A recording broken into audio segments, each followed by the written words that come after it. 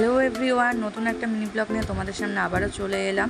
তো এই দেখো, দিনটি ছিল সানডে, তো বরের ছুটি ছিল, তো আমরা চলে গেলাম আজকে একটা নতুন ক্যাফেতে হাই রোডের সামনে। তো ক্যাফেটার নাম ছিল গল্প স্বল্প। তো এই দেখো, এখানে দেখুন আমরা পৌঁছে গেছি। তো এসে আমার বর মেনু কার্ড দেখে অর্ডার দিয়ে দিল। তো প্রথমেই নিয়েছিলাম ফিশ ফিঙ্গার আর একটা লাইম সোডা আমার জন্য।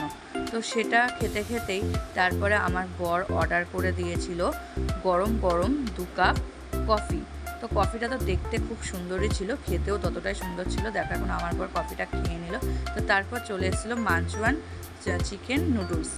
তো নুডলসটা দেখো সাথে 3 রকমের সস দিয়েছে, একটা লঙ্কা জল, একটা চিলি সস, একটা টমেটো সস। তো আমি টমেটো সসটা দিয়ে নুডলসটা ট্রাই করলাম, বেশ ভালোই খেতে ছিল।